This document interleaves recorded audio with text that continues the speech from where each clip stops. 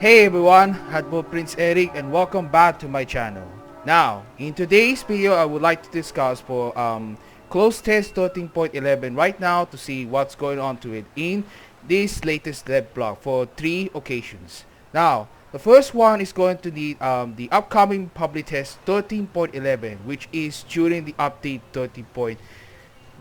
13.10, yes, and the bad news is gonna be a removal of magazine detonation mechanic, which is why I'm going to read this entirely.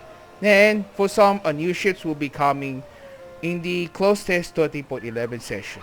So I hope you enjoy, and we'll be going to start discussions for recently dev plots by World of Warships developers. So I hope, so let's get started.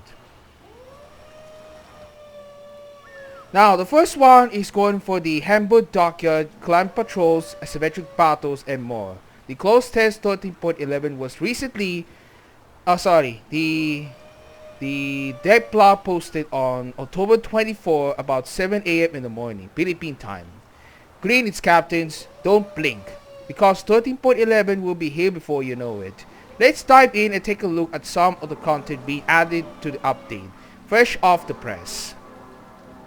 Okay, so the docket event for Halloween, the docket event of the holiday 2024 is gonna get coming. This time will be a update 30.11 brings us to the Hamburg Dockyard, at which construction of the pan-European Swedish battleship Njord Tier 9 will be commenced. Additionally, you will be able to obtain another new ship for free as an intermediate reward. Read on to see more details. Njord's speedy battleship, similar in layout to GK 4541 German battlecruiser designs of the First World War. She is also a result of the hypothetical alternate history scenario, where the ship is laid down in Imperial Germany in 1918, purchased by Sweden in the 1920s, and gradually completed by the end of the 1930s before the Second World War, which included subsequent modernization anti-aircraft defense systems following the Second World War. The ship was named after the ancient Norse god of seafaring, winds, and fishing, while also inheriting the name for a coastal defense ship that served in the Swedish Navy in the early decades of the 20th century. The ship is armed with a 380mm main battery guns with good accuracy and fast reload time, while her secondary guns are not the best. The ship is also armed with 20 torpedo tubes, which have a signature pan-European tight spread. Those torps are also fast and have long range, albeit with low damage individually. Additionally, Njord has good concealment, strong air defense, and high speed, which are balanced out by low HP and main battery guns are with weak salvo weight. Now, onto the dockyard event itself. The Hamburg Dockyard will contain 20 shipbuilding bases, 80 of which can be completed through combat missions. The other 2 shipbuilding bases can be purchased for doubloons. Our New Year update will feature many gifts and interesting rewards, including a new free ship for all our players. This year, we will be able to allot the brand new pan-European Tier 5 Swedish destroyer Kalmar in the Hamburg Dockyard as intermediate reward H shipbuilding pace, instead of in the event pass of the previous year. Yes, a Swedish destroyer Kalmar that is a member of the Visby class destroyer, so we would like to see rights to it.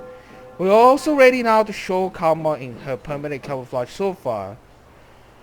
Kalmar's strength lies in her torpedo armament, which consists of very fast, long-range torpedoes in 2 triple launchers, with access to the signature super narrow European spread. Each shipbuilding page can be purchased for 3,000 doubloons, which starter packs of 2 and 6 available for purchase for 5,000 and 12,600 doubloons respectively. These packs will only be available until achieve 4 paces via completion of combat missions, so be sure to grab them early if you plan on using them. Dockyard missions may be completed during update 13.11 and the first 3 weeks of update 14.0 in early 2025. During the last week of update 14.0, you'll only be able to progress through the dockyard by purchasing shipbuilding paces for doubloons. The dockyard itself will remain in your port until the start of update 14.1. Updated as of October 25, the day what comes out for the Pokemon Masters Day in Pokemon Masters EX. Thank you for the feedback on the Hamburg Dockyard and its pricing. For our New Year update, we restructured the dockyard into fewer stages, resulting in a higher price per stage and for the starter packs. To address your concerns, we increased the number of stages that can be completed through combat missions from 17 to 18 out of the 20 stages, meaning you only need to purchase 2 stages to complete the dockyard. Additionally, the starter pack which will now include 2 stages for 5,000 doubloons. This adjustment keeps the price more consistent with previous dockyards of similar design. Now, let me ask you something about the Njord. Njord is a Prince Ruprecht's counterpart, a pan-European battleship serving on the Swedish Navy. It is just like a Prince Ruprecht's counterpart. She was supposed to be the main armament of 380mm guns, but not to use a 406mm guns. Although they was not modest about the secondary build as is consistent, unlike her German battlecruiser Prince Ruprecht in the same thing. But as you can see, the torpedoes is going to be a low damage and high speed, in just what goes on the similar of the pan-European destroyers in the Tech Tree. For most example though is the Ostergotland. Now keep in mind though, there will be the upcoming video right now up to it. During the update 13.10, we'll see about the first impression of the dockyard event Njord, as well as the intermediate reward will be get a tier 5 pan-European Swedish destroyer Kalmar. Okay, so let's move on to the next one. Clan Patrols. Update 13.11 also brings along a temporary new activity. Clan Patrols, which will be available for any clan member, so make sure you join the clan. Inside the special patrol window in the clan tab, you will be able to choose one battle type to patrol and receive extra rewards just by playing it. Let's get into some of the details. You'll be able to receive bonus to free XP earned in battle by participating in patrols. Playing in the division will net you the full bonus, while playing alone will get you half of the bonus. Current battle types that can be affected by patrols bonuses include operations, co-op, random battles, asymmetric battles, and brawls. You can switch a battle type for patrolling anytime you like without any restrictions. Division mates do not need to necessarily be your clan mates either. They can be from other clans too. Every day you will be able to earn a random bundle with full rewards for playing in the division. Rewards include credits, signals, oil, coal, elite commander XP, and expendable economic bonuses. The bundles can be updated once a day by clicking on the dedicated button. With every update, there's a chance that you'll get a special bundle with steel, oil, and distant voyages premium containers. You can keep track of your progress and increase chances of receiving special rewards by playing more battles. More details about clan patrols will be available in later publications. Now, here we go again, the return of the asymmetric battles, last time in the previous updates. We heard you and we are so excited to finally share that asymmetric battles are returning in the upcoming update 13.11. We're even going to keep it exactly the same as last time with the following parameters. No, it's just for that, it's just for fun and take a grind. And gonna need to reinforcement the super ships immediately before the holiday goes on. You can play tier 6 to 10 ships including super ships. There will be 5 ships to a team on the player side. The maximum difference in tiers between the ships is limited to 1 tier. You can play whatever ship type floats your boat. You can also division up to 5 players under the following limitations. There are 1 aircraft carrier, up to 2 battleships, up to 2 cruisers, up to 2 destroyers, and 1 submarine. As for the bots, they continue to be a team of 12 ships that are 2 tiers lower than each tier represented on the player team. This means if you're rocking a team that has tier 9 and 10 ships in it, expect to see bots that are tier 7 and 8. Okay, so this is going to be similar in the asymmetric battles that took place since the last time for the previous updates. Now for the brawls on update 30.11, we'll bring 5 brawls unleashed in different formats, covering in December 2024 and until in January 2025. The first round of brawls takes tier 10 ships 3 vs 3. No submarines or aircraft carriers allowed, no more than 2 cruisers and 1 destroyer per team, and divisions of up to 3 players. Second round of brawls playing tier 8 ships, seats vs seats. No submarines or aircraft carriers allowed, no more than 4 battleships, 2 cruisers and 2 destroyers per team. divisions of up to 3 players, and this brawl will be available only in Epicenter mode. Now the third round of brawls will be back on the tier 10 ships, will be a 5 versus 5, no submarines allowed, no more than 3 battleships, 2 cruisers, 2 destroyers, and 1 aircraft carrier per team, and divisions of up to 5 players. The fourth round of brawl takes on tier 9 ships will be a 6 versus 6, no submarines or aircraft carriers allowed, no more than 4 battleships, 3 cruisers, and 2 destroyers per team, divisions of up to 3 players, and this brawl will be available only in Epicenter mode. Now the final round of brawls on update 30.11 will be held back to tier 10 ships. This time will be 4 versus 4, no aircraft carriers allowed, no more than 3 battleships, 2 cruisers, 2 destroyers, and 1 submarine per team, and divisions of up to 4 players. Now for the Clan Battle Season 28 will be taking place on update 13.11.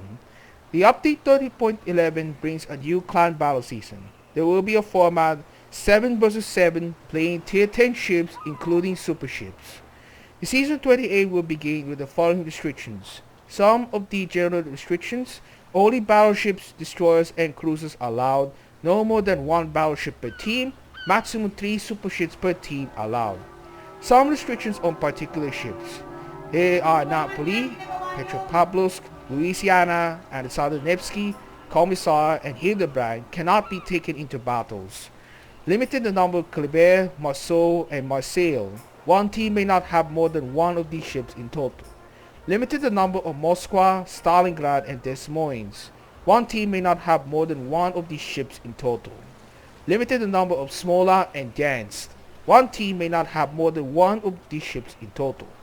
Limited the number of Admiral Ushakov, Soiki, Annapolis, and Conde.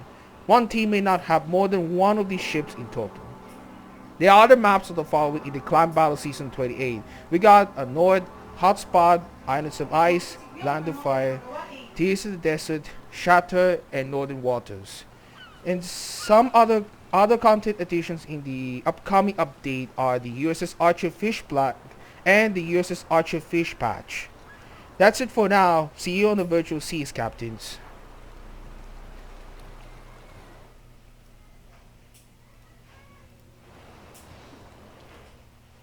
Alright, so the next one is going to be a new ships. Was posted on October 26th, Saturday at 2 AM. Captains, with the arrival of the holiday season, we have 2 new ships which will begin the testing process. Okay, the first one, we got a Tier 10 American destroyer hull, USS Hull, DD 9.5. A member of the fallen Sherman class destroyers. Well, a hypothetical design of the complete rearmament of USS Hull. A fallen Sherman class destroyer with the advanced 203mm Mark 71 guns, developed in the 1970s under the Major Caliber Lightweight Gun Program, or MCLWG, authorized by the US Navy in the 1970s. USS Hull entered service in 1958 and had the Mark 71 prototype installed in battle position from 1975 to 1979. The ship was named after the American Commodore of the US Navy, Isaac C. Hull. Some varieties of destroyers in our game are often called gunboat destroyers, are likened to cruisers in praise style. Hull takes this concept to the extreme, while technically a sister ship of fallen Sherman. Hull instead mounts 3 single 203mm guns with characteristics similar to those found on Des Moines.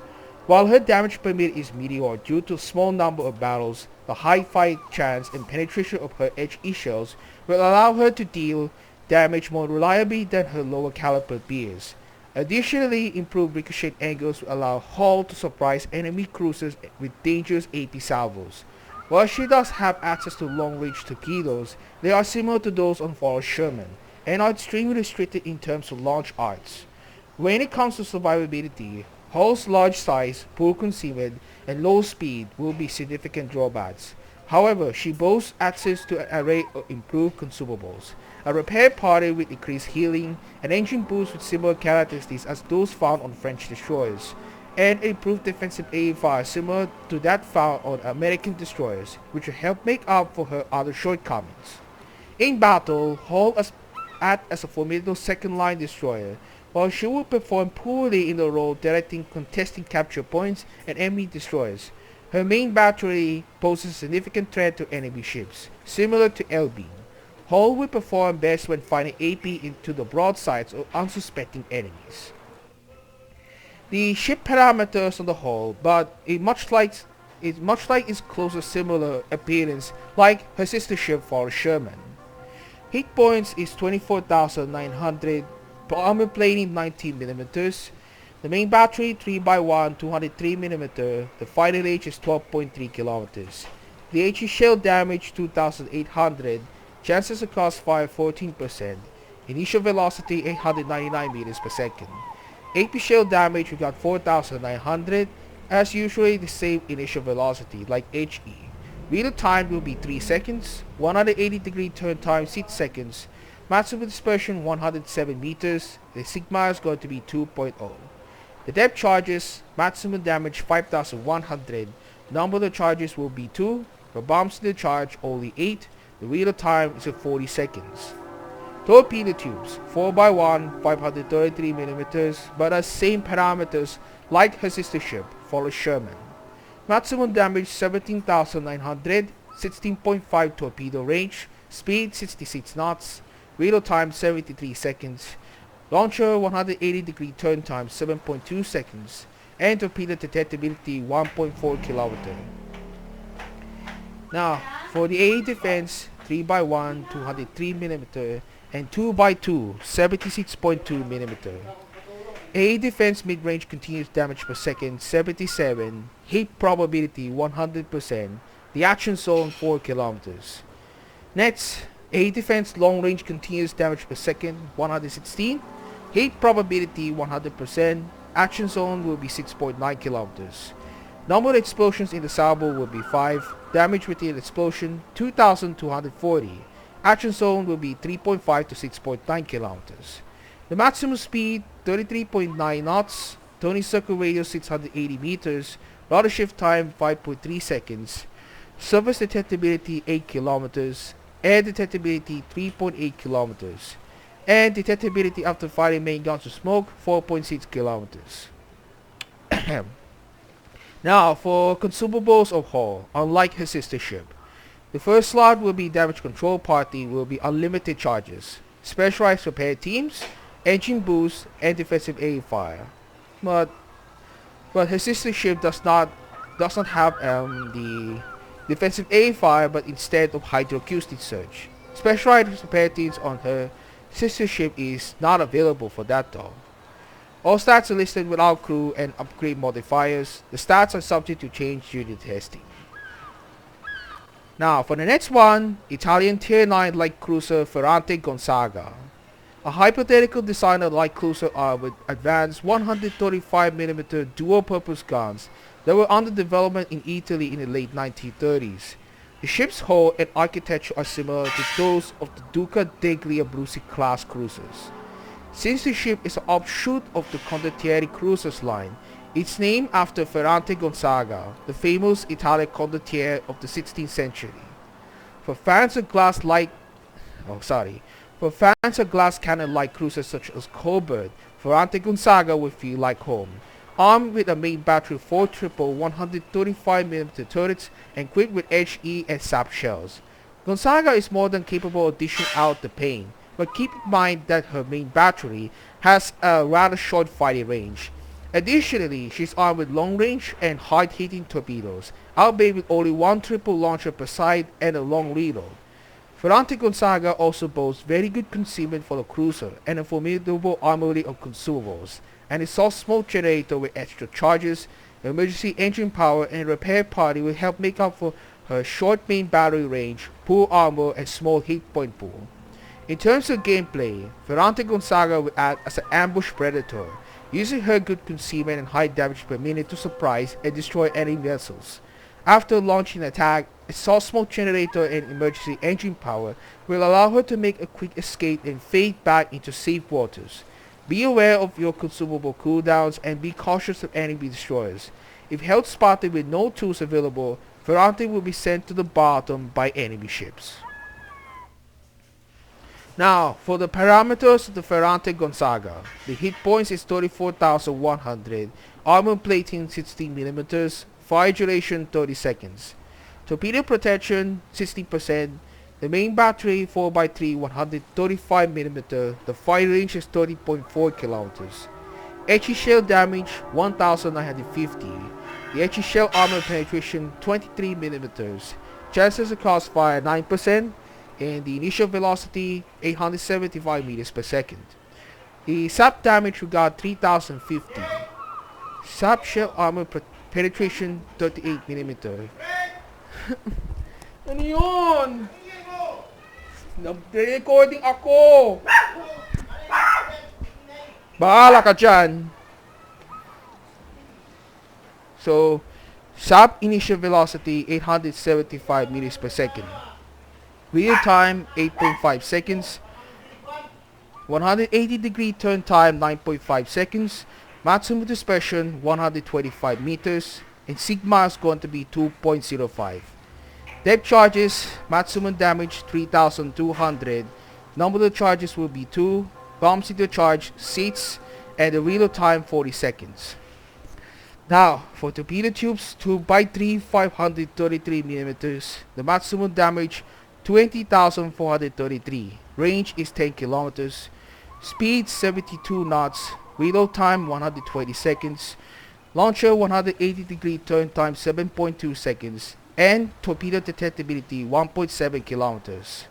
Now, the secondary ornament 6x2 100mm. Range is 7.3 kilometers. The HE shell damage 1,700. Chances of crossfire 6%. And initial velocity 1000 meters per second. The A defense is the 4x3 135mm, 12x2 65mm, 4x2 37mm, and 2x1 20mm, and 2x2 20mm. Now for A defense short range is going to be a continuous damage per second 25, hit probability 85%, and action zone will be 2 kilometers. A defense mid-range continuous damage per second 340 seconds, hit probability 90%, and action zone will be 3.7 kilometers. A defense long range continuous damage per second will be 39, hit probability 90%, and action zone will be 5.2 kilometers. Number of explosions in the salvo will be 2, damage within the explosion 1540. The action time will be from 3.5 to 5.2 kilometers. Now, for maximum speed, 35 knots, turning circle radius 600 meters, rudder shift time 8.9 seconds, surface detectability 11 kilometers, air detectability 6.4 kilometers, and detectability up to 5 megagallons of smoke will be 5 kilometers. Now for consumables, the first slot, damage control party, will be unlimited charges. Repair party, a soft smoke generator, and emergency engine power. All stats are listed without crew and upgrade modifiers. Stats are subject to change due to the testing. Now, if you wanted to make a questions up to it, but please leave down on the comments.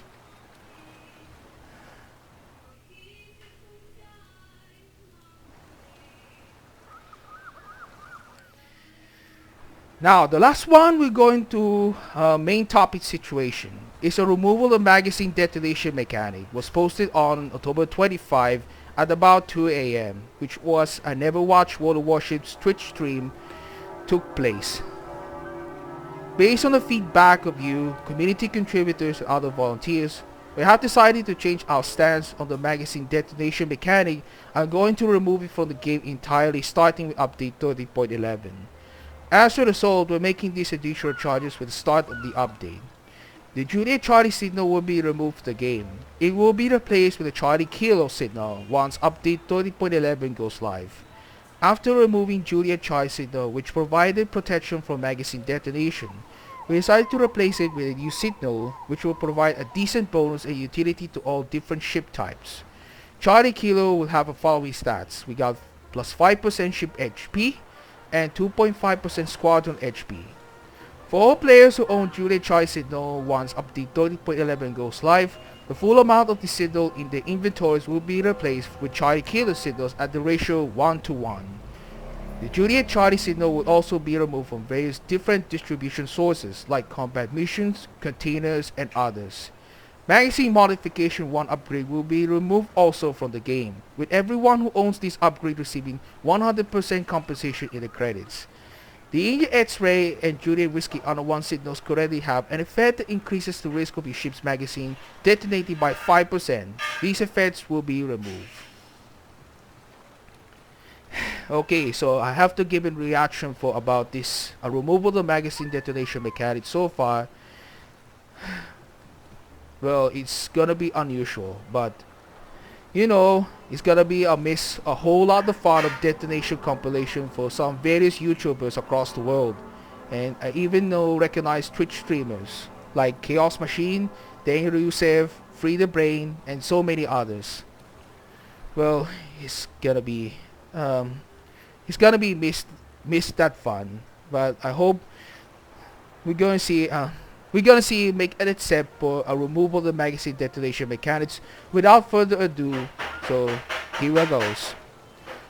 So that's it. That's my conclusion of the reactions for the closed test 30.11 so far, with the upcoming test, and for some new ships are coming. So I hope you enjoy my video, so don't forget and leave the like button below. So thank you guys so much for watching, and I hope you enjoy, spend much of the time next week. There will be a happy Halloween and for All Saints Day. So here it goes, guys. Update 30.10 is now on the horizon. So just up ahead for Halloween. So here it goes. Right now in the next video we'll see about the data mine patch notes and update 30.10. We'll see up to it. And I'm gonna see exciting for the full release of Pan American battleships. We'll see on ahead in the high seas. So thank you guys so much for watching, and I hope you see you in my next video. Peace out, guys.